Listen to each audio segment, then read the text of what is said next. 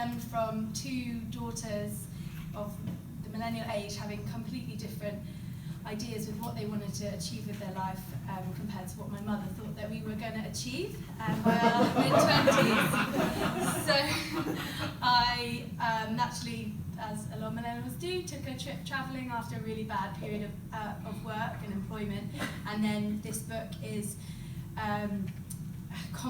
intergenerational conversation between how we can change our expectations on different generations, and especially within a family local to Bristol. So I'm going to read an extract from the chapter I wrote, which relates to a period of time when I came back from my travels, and I had realised a lot about what I wanted or didn't want from work, and what how I viewed my self-worth within my career as well. Since my return home, I have embarked on my re-education in an attempt to create a varied career which uses the multitude of skills I already possess and encourages me to learn more for myself, not just because it will look good on my CV. In the words of Emily Wapnick in her TED Talk, I'm a multi-potentialite, and I feel fortunate to be working on several projects which better utilise my range of skills. I have never felt more fulfilled, proud, and confident in myself.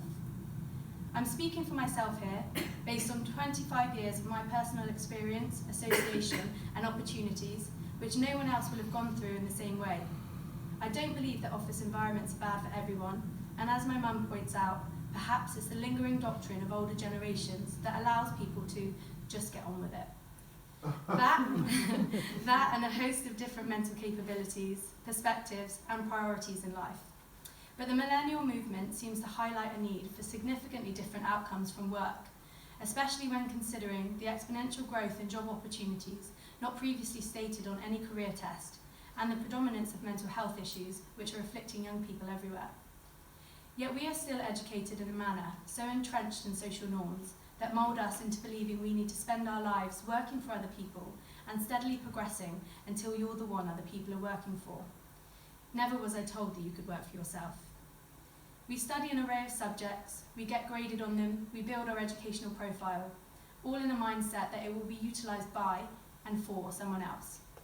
We then start working for someone else who, understandably, will never put your best interest above their own or that of the company, often causing the hard work, loyalty and pride you place on your achievements to become diluted and only validated when recognised by someone above your pay grade.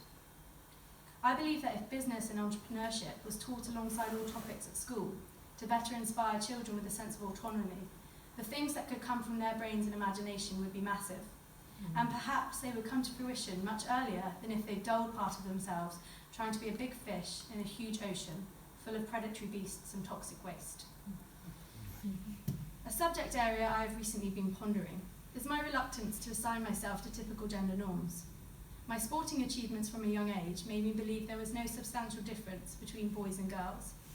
My academic achievements were stellar, and I also chose the fashion of boys for many years whilst at primary school.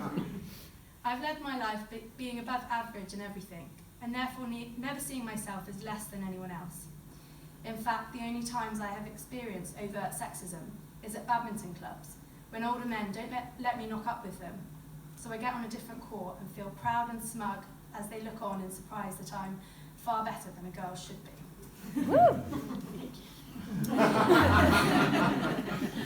So all my life, I've been who and what I thought I wanted to be.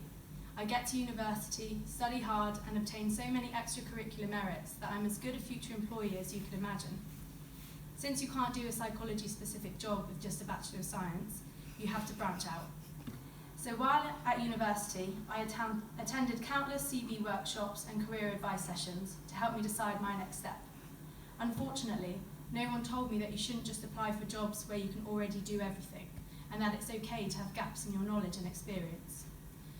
This was such a monumental flaw in my thinking that the first job I applied for, I did so because I could already do everything on the job description. The same thing happened when I applied for a graduate scheme. It wasn't until a respected peer advised me to only go for jobs where you can do 2/3, half at a push, of what is stated on the job description. It's as much about you learning new skills from that job as it is for the company to get value from you. I was quite disheartened by this knowledge, as it confirmed my suspicions that I had been short-selling and therefore short-changing myself for 3 years. I vowed to take on that advice for my next application. I also didn't realise how common this trend is for girls, which helped me understand why several of my guy friends were in weird and wonderful jobs that had nothing to do with their degrees and paid quite handsomely. They literally had the balls to apply to stuff.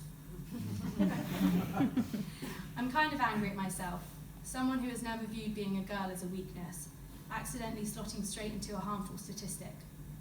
One day I'm going to experiment and apply to a bunch of well-paid jobs that I don't have the right skills for and see if my newfound confidence can wrangle me a hire.